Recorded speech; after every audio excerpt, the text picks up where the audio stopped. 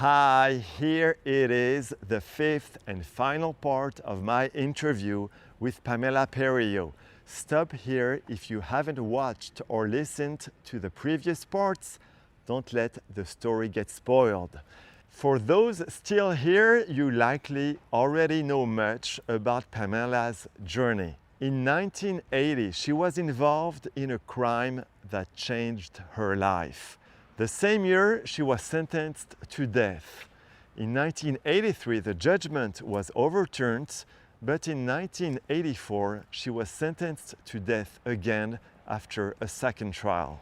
Alongside her lawyers, she fought tirelessly to show how many things went wrong in that trial.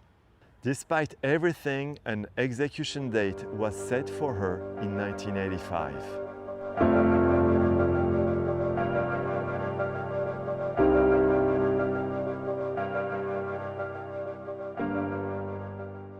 So 3 years before Carla Tucker was executed, the Texas court overrules every ground for error, and you have an execution date, September 12, 1995. And you would become the first woman executed in almost 150 years in Texas. And at this point, you had a lot of attention from media, right? Yes, everybody wanted interviews with me. I refused a lot of interviews because I didn't want a whole lot of attention. I tried to stay away from the media as much as I could, but I did do that interview with HBO. They paid $15,000 for the interview, which went to my son, and then they were going to give him another $15,000 had I been executed. But they wanted to interview me walking all the way into the execution chamber. So they were going to be there every day interviewing me and my daily activities and everything all the way up to my execution. And how did you feel about that? I felt like a piece of meat for sale. Like everybody wanted the rights to all of that. It was like a bunch of vultures on me. All I wanted to do was protect my son. And when I went back to court to get my execution date, I kept telling my son I didn't want him in the courtroom, because I didn't want him to hear all of that. Your peers have executed you to be delivered to such and such a place, and you will die by lethal injection, and may God have mercy on your soul. All of that stuff that they say when they give you a date. I didn't want my son to hear it, but he would not be there. He was very, very protective of me and always wanted to be there to support me through whatever I went through. So he was in the courtroom, and I told him I did not want him to show anybody in the courtroom that he knew me, because I didn't want the media on him. So when they went through all of that stuff and I got my date, I could see my son was very upset. And so when I walked out of the courtroom, I looked at him and I winked so he would know I was okay. And did you accept to have HBO with you for the money for your son? Or did you think it would help somehow to know how a horrible death penalty is for I wanted people to see what you actually go through when you get an execution date and they put you 30 days before your date and they put you on death watch.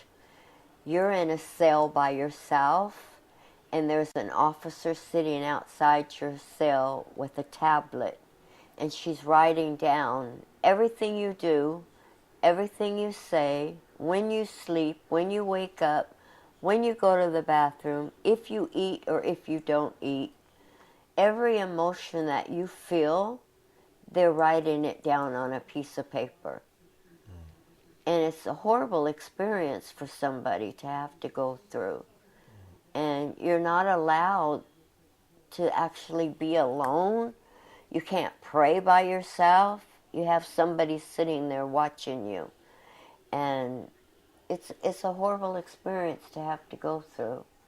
If you have a visit, if you don't have a visit, if go to the bathroom, when you go to sleep, when you wake up, it's just a horrible experience. You have no alone time at all, and I hated that. So I wanted people to see what you actually go through. And when I got transferred to the Walls unit, they would have been right there. When I went into that cell outside of the death chamber, they would have been right there. And when I walked into the death chamber, they would have been right there.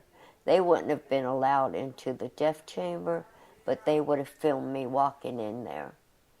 And they could have been in the media part of the thing, viewing the execution without a camera. But they still could have said what happened, what I did, what my last words were. And I wanted people to see what people actually go through in that situation. Ultimately, you got a stay of execution, but Mike, your accomplice, was executed in December 1995. We already talked a lot about him, how he was racist, he was horrible. But during the last weeks of his life, he changed, right? Mm-hmm. He did. Mike had a daughter named Renee, and she ended up having a baby with a black man and a baby with a Mexican man. And Mike disowned her. He didn't want nothing to do with her no more. Mike was the type of person that he would get upset when it turned dark outside because it reminded him of black people. He hated them. And he hated his daughter. And at the end, when Mike had his execution date, they allowed him to call his daughter to tell her goodbye. And when he called her, a 5-year-old grandbaby, a little half-black grandbaby, answered the phone and yelled, "Mama, it's Pawpaw. Mama, it's Pawpaw." And Mike said that when he heard those words come out of that grandbaby's mouth, that it instantly changed his heart and that he knew what unconditional love was. And his whole views and his whole ideals of everything he ever felt in life changed in an instant over that little baby saying those words. And he didn't believe in God. Mike believed in a religion called the Last Sea of Atlantis, which is part of an Aryan religion, white supremacist religion. And he had his chaplain call my chaplain at my unit and tell me that he made his peace with God and that he allowed a priest to come in and give him his last rites. So I was so happy because I had been praying for him for so long. And it was so wonderful to me to see the hatred lifted and that little grandbaby changing his heart. So yeah, I was happy about that. Then, at the beginning of 1996, you have a new execution date. It's 24th of March 1996. And as the day gets closer, you have to discuss very morbid details with the administration. What were those details and how did you handle this? Well, death penalty has protocol. A death row inmate has what they call protocol, and it's when you sit down with the warden, with your family, and so my mom and my son was in the room, and you have to talk about who's going to pick up your property, what clothes you're going to wear to your execution, who's going to pick up your body after the execution. All of those things have to be discussed with your family, and my son was sitting right there, and it broke my heart to see him have to hear that and talk about it. It was just a very hard thing for my family, and people need to realize there's more than your victims. Your families are victims too. They go through so much with you during all of this, and it's hard. And I know a lot of people don't care about what families go through of the criminal, but they didn't do anything. And it's just sad to see that they have to go through it too like that, you know, and it was hard for me to watch my son go through it. You met your son 3 days before the execution date, and what can a mother tell her son in those conditions? It's hard. I sit in the visiting room. My warden of my unit actually let me have a contact visit with my mom and my son. So I was able to sit there and hold his hand and talk with him and let him know I was going to be okay. And my son knew my relationship with God, and I knew where I was going to go. It's just really hard to have to walk in that visiting room and say goodbye. On the day that I did get my stay, I had the day before a visit with both of them, and they stayed in a hotel in Gatesville. And the day I was supposed to say goodbye, because they were going to take me that Friday to Huntsville, I was getting ready for my visit when the phone rang, and it was my attorneys letting me know that I had a stay of execution and that the state was given 120 days to either try me or let me go. So the warden still let me have my contact visit, and I was able to go in there and tell my mom and my son I had a stay. And my son said he was just going to grab a hold of my neck and not let me go that day. And that would have been horrible because they would have tore him off of me. So I was so happy to go in and tell them the news that I got to stay.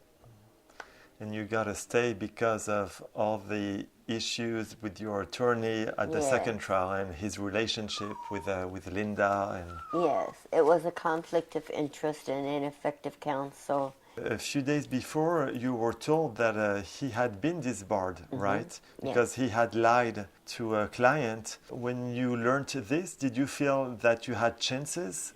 Yes. In fact, that guy wrote to me. He was a ex-cop, and he was in federal prison, and he paid Skelton $10,000 to file a brief, and Skelton never filed it. And he lied to the client saying he did file it. And so all of that was brought out in my hearing. And when they put Skelton on the stand, they asked him, "Do you lie to your clients?" And his answer was, "If I have to, I do." And I think that statement right there was what convinced the judge that it was the whole thing was wrong. So it's in 1996, right? Yes. In March 2000, your lawyer brings a great news that the state lost all of their appeals. The district attorney offers you a choice of a plea bargain for life imprisonment or a retrial. And you decide not to ask for a retrial. And why? Because my son asked me not to. He said, please don't take a chance again. In my first trial, they convicted me based solely on my confession, and they could have done that again. Because I had already been on death row for 20 years, the prosecutor felt like I had never been in trouble on death row. I had so many people coming in to testify in my behalf, including the warden of my unit testifying in my behalf. It would have been harder for her on the mitigating part of my trial to get me the death penalty. So it would have been a fight for her, and she knew it. And so she decided to plead bargain with me so that I would get life anyway, and they wouldn't have to take it to trial. The DA discussed it with my attorneys and decided that she wanted to plead bargain. So they dropped 2 capital murders to 2 aggravated robberies and gave me life on one and 30 on the other. Because of the law that I was under, they could not give me life without parole. All they could give me was life, which life under the law I was under was 20 calendar years. I already did that. So when I got off death row, I was instantly eligible for parole. When was it that you got off death row? It's in 2000. March. Okay, March 2000. Mm-hmm. So you had been on death row since 1980, so a little bit less than 20 years. Mm-hmm. Once you got out of death row, you went back to general population. It's totally different because on death row you are by yourself in your cell, you suffer from isolation, and then suddenly you are with 15 people in a dormitory, right? Yes, and it was very hard because my case was high profile and there was so much media attention on it, and the fact that I did get off death row and not too many people do get off death row. The officers talked about me, the inmates talked about me. They were on me like flies, just the inmates were very, very nice to me, very, very happy that I got off death row. They all wanted to know me and talk to me, and I gave a lot of hope to the people that I left behind on death row. That I did make it off death row. It gave a lot of hope to other death row inmates. And I always tell them, where there's life, there's hope. And you need to hold on to it because laws change every day. All the wardens were against you. They were mad at you because you had managed to get out of death row. Yes. What did they say exactly? Most of the officers would make comments like, I wasted all my taxpayers' money to make sure you were executed, and look, you're not, you're out here. Or they'd walk by and make comments about me missing the injection. You missed your injection, just little stuff. And then 8 months after I was out, it was 11 o'clock at night on a Saturday. I was fixing to watch a movie, and 2 officers came to my cell, my dorm, and asked me to step out. And they handcuffed me and took me to SEG. And I went to the major's office the next morning and asked what was going on. and they said that 2 phone calls had come into the unit stating that my mother and my son were going to break me out of prison. And I'm looking at them like, what are you talking about? And then the Attorney General's office sent somebody to talk to me and said the same thing, that the phone calls had come into the unit. And I went off. I was so angry. I just went off. I said, I was on death row for 20 years and came 2 days away from my execution. If my family was ever going to break me out of prison, it would have been then, not now that I have life and I'm in general population eligible for parole. That doesn't make sense. I said, well, my son is in college. My mother makes over $100,000 a year at her job. Why would she give up her job and his college to go on the run with me? It doesn't make sense.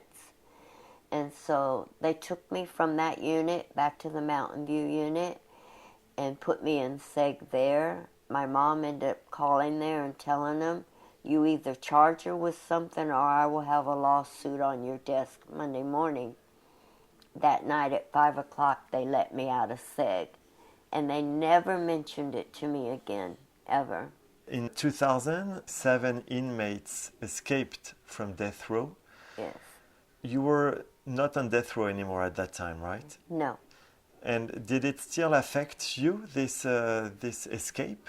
Did it Yes, have it consequences? affects everybody in the system, death row and regular population, because they locked the whole system down because of that.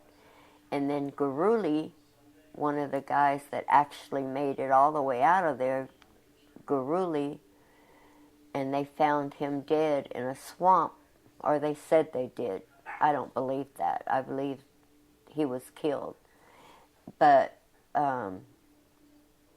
because he was a death row inmate and they actually escaped out of there, it changed everything. They moved all death row inmates from the Ellis unit to the Polanski? The Pulaski unit, and they were very locked down, very secured and locked down. All they have is a solid door and a little window on it. No contact with other inmates. They're escorted, handcuffed, and shackled and escorted everywhere. They're totally locked down. They removed all the work programs for death row, where death row inmates used to be able to be on a work program or not work if they didn't want to. But it changed everything. It changed the whole system. It changed people with murder cases being able to be trustees in the system. It changed the whole system. To that day, right? Yes, still to this day, yes. After your second trial in 1984, you didn't see your family again. You had no contact with your brothers and your sister. None. You lost track of some of them. Yes, definitely. I didn't know where they were. I have never been real close to them because I never lived with them much. I was in and out of foster homes and juvenile halls, so but I did get very close to my baby sister, my little half-sister. When she was a baby, she was always following me around if I was there, and I got very close to her. My baby brother was in prison, so we wrote to each other all the time. My baby brother was still in diapers when my mother left, and so I kind of raised him while I was at home. And so I got very close to him. And those are the only two that I have. My older brother Randy just died about 2 years ago. And I was in contact with him all the time. But I don't know where my older sister is, and I don't know where my middle brother is. So, but I do talk to the others. and the sister that your aunt saved? Do you have news from her? I don't know where Joanne is. I hope she's still alive. But my sister was an alcoholic, and all of the men that she got with were alcoholics. And so I'm not really sure where she's at. In January 2016, you had been in prison for 35 years and your release is denied, and you were not eligible for another review before January 2019. I had actually sought parole 7 times and was denied parole. When I first got off death row, I was instantly eligible for parole, and I saw the parole board and they denied me. And they denied me on nature of crime and past criminal history, and gave me a 3-year set-off. And then 3 years later, I saw parole again, and I got denied for another 3 years. And then I saw them again, and I got denied for another 3 years. For 7 times, I saw parole, and every time I saw parole, they denied me for nature of crime and past criminal history. If you look at those two things, your past will never change, and your crime will never change. So the severity of my crime and my past criminal history will never change. And those two things are what they always denied me on. In 2019, I got a new parole attorney, a lady that I had been writing to and visiting with for several years. Her and her son, Shannon and Lewis, were my pen pals and became my friends and always visited me. And Shannon is an attorney. She told me that she knew about an attorney in Gatesville, Texas, named Alan Place. She said that he played golf with some of the parole board members and that he was a really good parole attorney, and that she wanted to hire him. And I told her, Shannon, I'm not asking my family to put out any more money toward attorneys. They had already paid one parole attorney $8,000 and paid another $10,000 for my appeal. I'm not asking them to put out any more money. And she went behind my back and put a $1,000 retainer on this Allen Place, and then called my mom and my son and told them about them. And they, of course, said hire him. So they did. I was up for parole. They went to a parole hearing in Gatesville. They had a 45-minute parole hearing with the Commissioner Gutierrez. And he told them, well, I think I need to go speak to Perillo in person. And I never received a pass to go talk to the commissioner. But I got a JPay in the mail from Lewis and Shannon saying, congratulations, sis, you got a FI1. And Which I means? about dropped dead from a heart attack. I could not believe that they actually granted me parole after all the years. And one of the commissioners told me one time, Perillo, if you never make it to the free world, just thank God you're still breathing. So I didn't think that they would ever let me out of prison. And I pretty much accepted that they were not going to let me out. And I got involved in a dog program in the prison and kept myself very busy, and I was okay. And so when I got that news that I made parole, I could not believe it. And I kept thinking that whole time, they're really not going to let me go. They're really not going to let me go. And all the way up until that warden walked me to my son's truck, I thought, they're going to tell me any minute somebody's protesting you or we've changed our mind.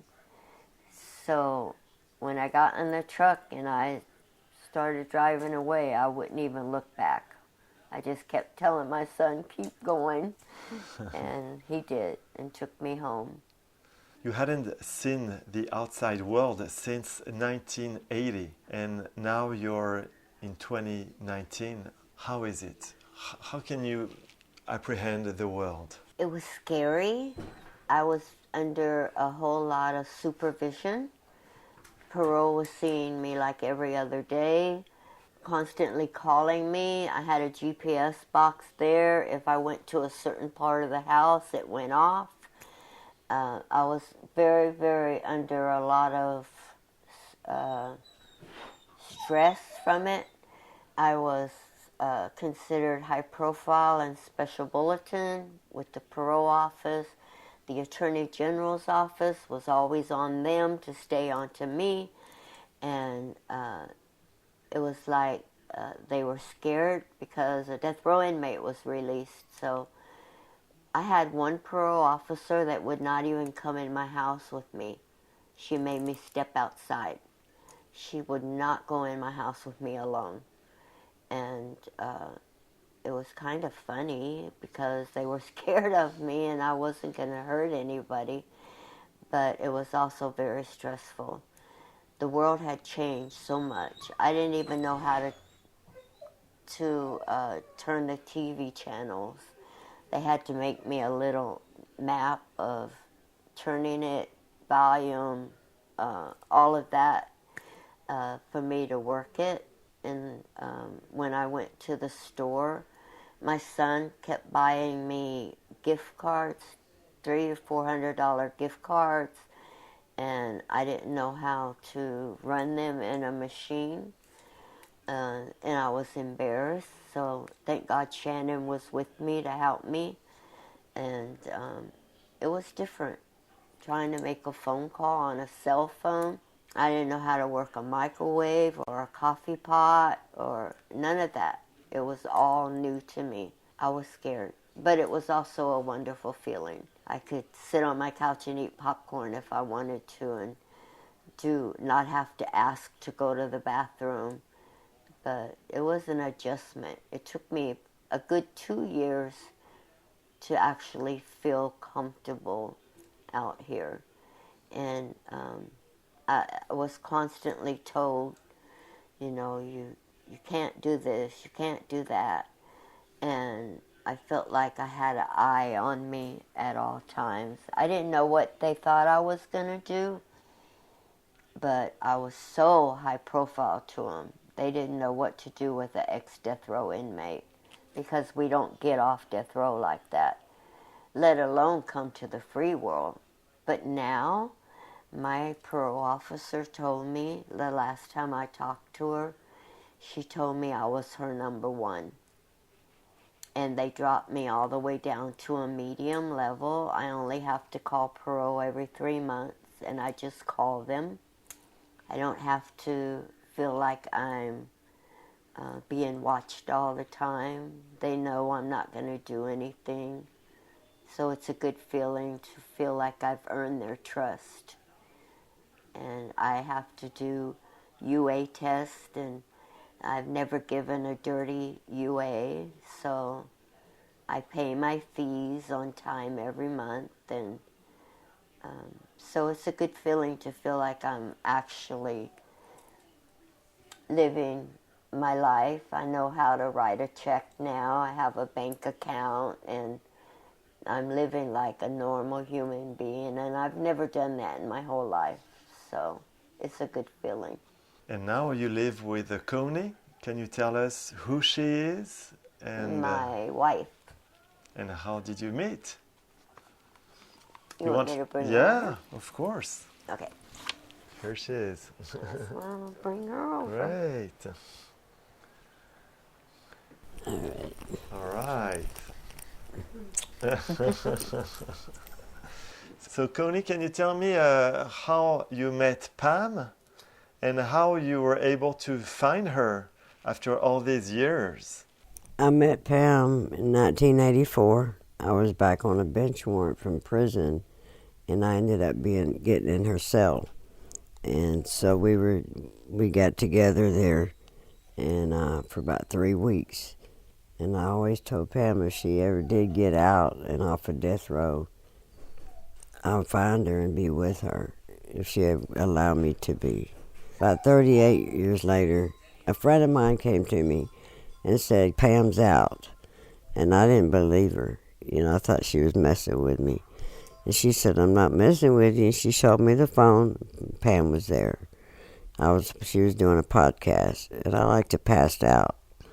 So when I've tried to find her, and it was some organization that knew Pam, and they were talking about Pam was out. They were saying, let's celebrate. Pam's out, made parole. Congratulations to Pam. So I was texting them and telling them, I'm Connie. I'm looking for Pam. Will y'all please let her know? And finally they called me back, texted me back, and and told me to quit stalking her, and I said, I'm not stalking her. If you just tell her who I am, she will call me. Well, make a long story short, I knew Gloria Rebuck, and she was on Gloria Rebuck's page. And so I saw what my friend did, and she pushed Pam's picture, and she asked me, is this Pam? And I said, yes, that's Pam. She goes, well, we got her. So now text her. And I was all nervous and shaking, and I said, oh, my God. So I texted her, and my friend pushed it because I waited a minute. I said, well, wait a minute. And she goes, no, push it. And so she pushed it. And then Pam texted me back, and that's how we got back together. Wow, that's incredible. Yeah, so it took me, about 3 months. And then she said, I want to see you.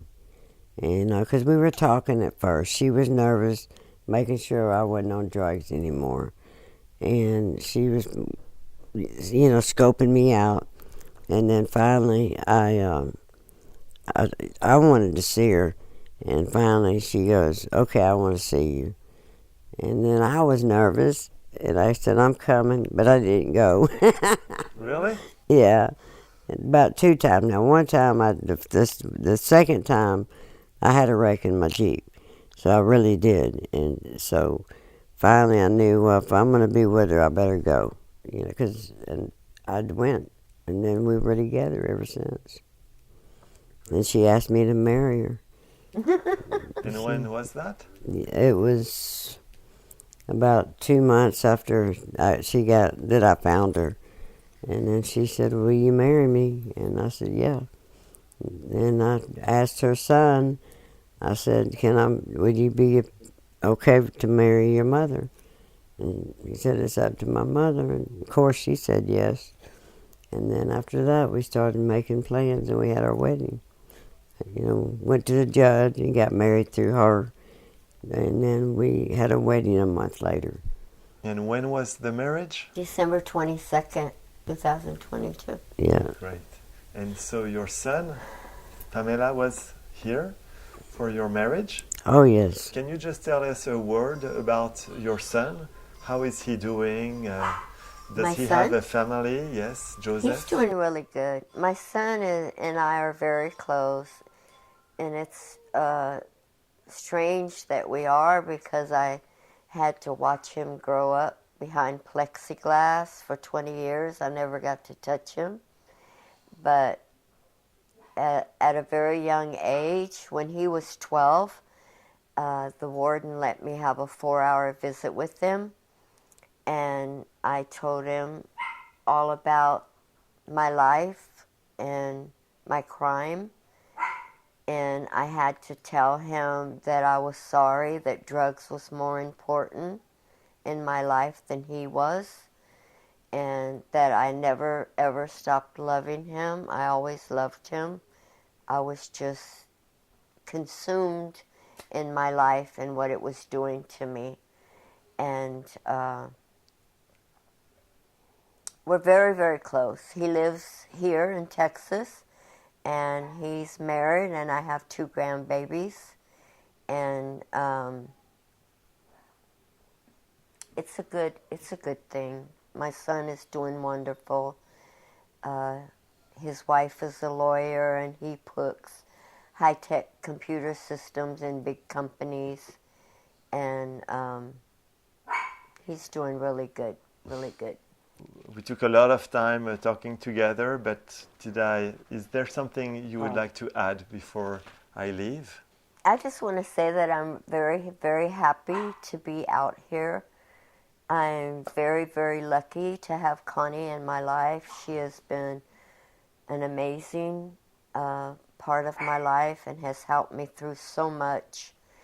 And I never dreamed that I would find her again and that we would be together. It's been a hard journey, and the things that we've gone through trying to be together, but it's all working out, and we're not giving up on each other, and we're happy together, and I think that it's going to be a forever thing with us.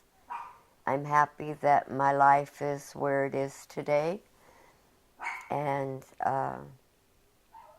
I'm so grateful to God that He allowed me a second chance and to show that people can change. I wish everybody knew that people can change and be normal people out here if we give them a chance. We don't have to kill them. You know, I always say that Texas is wrong because they kill people to show people that killing people is wrong, but they're killing people, and it's wrong. We need to stop the madness, and I hope to bring more awareness to people. I want to reach out to kids who are on that same road I was on when I was a kid and maybe change their path, and that they don't end up where I was. And Connie and I work really hard at that. We're constantly doing things for people and giving talks and going places, and I'm glad that she supports me in everything that I want to do in it, and that she's jumped on board and started fighting with me. So I'm grateful for that.